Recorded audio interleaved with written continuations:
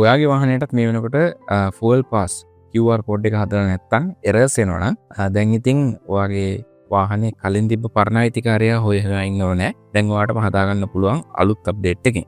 ඉතින් මේ වීඩියෝ එක මම රෙකෝඩ් කරන්නේ මාර්තු 20 2026 මාර්තු 20 තමයි වීඩියෝ එක රෙකෝඩ් කරන්නේ. ඉතින් අද බලමු කොහොමද පරණ අයිතිකාරයා හොයාගන්නේ නැතුව ඔයාම තනියම ඔයාගේ වාහනේ රෙජිස්ටර් කරගන්නේ කියලා. තාමත් අපේ channel එකට අලුත් කෙනෙක් නම් දැන් ඔපත් වෙන subscribe button එක click කරලා ඊට පස්සේ තියෙන bell එකෙන් click කරන්න. එතකොට මේ වගේ වීඩියෝස් ඔයාලට ඉස්සරහටත් අපේ channel එකෙන් බලන්න පුළුවන්. හරි, මෙහෙමයි වැඩේ කරන්නේ. ඔයාලට කලින් errors ආව නම් අපි බලමු කොහොමද ඔයාගේ නමටම ඔයාගේ පරණ තියෙන වාහනේ රෙජිස්ටර් කරගන්නේ කියලා. ඉතින් මුලින්ම ඔයාලා යන්න ඕනේ ඔයාගේ web browser එකට. මම දැන් පාවිච්චි කරන්නේ Google Chrome කියන web browser එක. මේකේ ගිහිල්ලා ඔයා යන්න ඕනේ මෙන්න මේ website එකට. fuelpass.gov.lk කියන website එකට යන්න. fuelpass.gov.lk කියලා search කරන්න Google එකේ.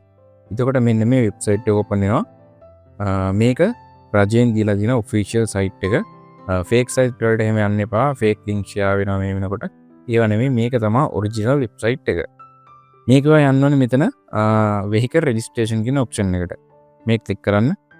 හරි, ඊට පස්සේ මෙතන ඔයාගේ ID number එක දාන්න තියෙනවා. මෙතන ID number එක දානවා නම් NIC කියන එක තෝරන්න. නැත්තම් passport කියන එක තෝරලා ඔයාගේ passport අංකය දාන්න පුළුවන්. ඉතින් ID number එක මම දැන් මෙතන type කරගන්න. හරි, ID number එක මම මෙතන type කරගත්තා. ඊළඟට මෙතන mobile number කියන තැන ඔයාගේ phone number එකක් type කරන්න ඕනේ. phone number එක type කරලා මෙතන send OTP කියන එක click කරන්න. එතකොට ඔයාගේ මේ number එකට code එකක් එනවා. මම දැන් number එකත් ගහගන්න. හරි, ඔයාගේ number එකත් මෙතන type කරලා ඉවරලා මෙතන send OTP කියන එක click කරන්න. එතකොට ඔයාගේ number එකට message එකක් එනවා, code එකක්. ඒ code එක මෙතන OTP කියන තැන click කරලා ඔයා මෙතනින් verify කරන්න ඕනේ. හරි, code එක මෙතනින් ගහලා verify කියන මේ කොළ පාට බටන් එක click කරන්න. එතකොට ඔයාගේ phone number එක මෙන්න මේ විදිහට verify වෙනවා. දැන් මේක ටිකක් පාදට යවන්න.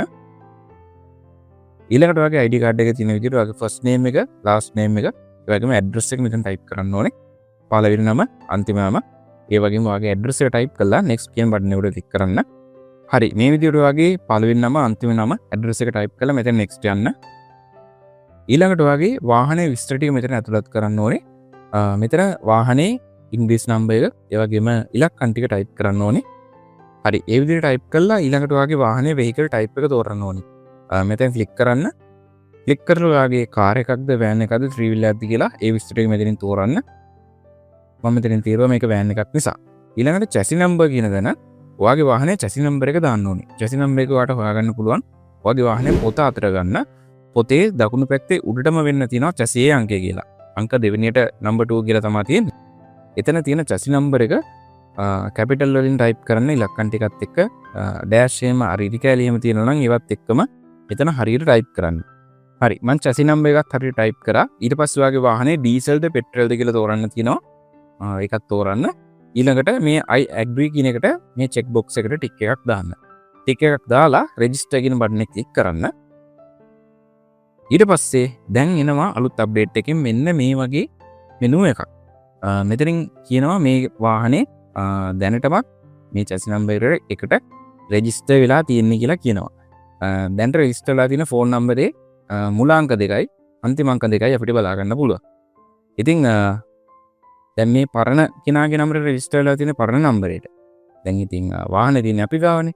ඉතින් වාහනේ ඔයාගේ ගාව තියෙනවා නම් ඔයාගේ ඇත්ත විස්තර දාලා මේක ඔයාටම දැන් හදා ගන්න පුළුවන්. ඒක කරන්න මෙහෙමයි. මෙතන I confirm කියලා මේ check box එකක් තියෙන්නේ. මේකට tick එකක් දාන්න.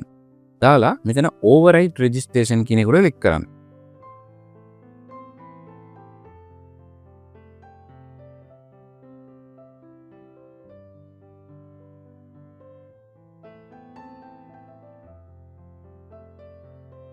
හරි, QR එක අපි generate කරගත්තා.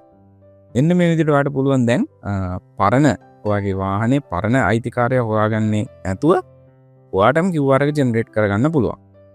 ඉතින් මේ වැඩේ අවභාවිතා කරන්න එපා. ඔයාගේ වාහනේ තියෙන chassis number එක දාලා හරියට ඔයාම කරගන්න. ඉතින් මේ වැඩේ ගොඩක් හොඳ වැඩක්. මොකද ගොඩක් අයට QR එක generate කරගන්න බැරුව හිටියේ. දැන් ඉතින් ඔයාටම තනියෙන් හදාගන්න පුළුවන්. දැන් අපි QR එක හැදුවා. මේක van එකක්. ලීටර් 40ක් හම්බ වෙනවා අපිට. මෙතන ඩවුන්ලෝඩ් QR කියන එක ක්ලික් කරලා මේක ඔයාගේ ෆෝන් එකට ඩවුන්ලෝඩ් කරගන්න පුළුවන්. ඊට පස්සේ ඔයාට සෙට් එකට ෆෝන් එකකින් මේකේ ෆොටෝ එක පෙන්නලා ස්කෑන් කරලා තේල් ගහ ගන්න පුළුවන්. නැත්නම් ස්මාර්ට් ෆෝන් එකක් නැති කෙනෙක් නම් මේකේ print out එකක් කරන් ඔයාට පාවිච්චි කරන්න පුළුවන්.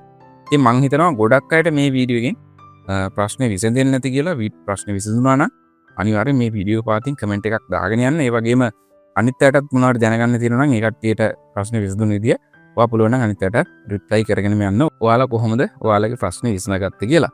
ඉතින් මම හිතනවා ගොඩක් අයට මේ වීඩියෝ එක අනිවාර්යෙන් වැදගත් වෙන්න ඇති කියලා. මම කලින්වත් වීඩියෝස් දැම්මා QR code එක ගැන කොහොමද ජෙනරේට් කරගන්නේ කියලා.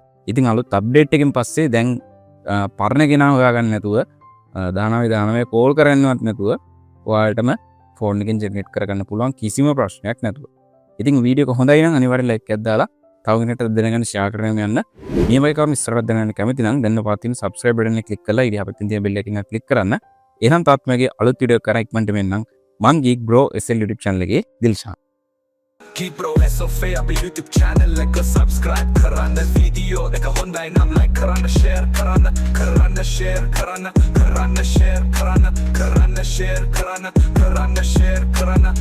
Geek Bro SL අපේ YouTube channel එක subscribe කරන්න වීඩියෝ එක හොඳයි නම් like කරන්න share කරන්න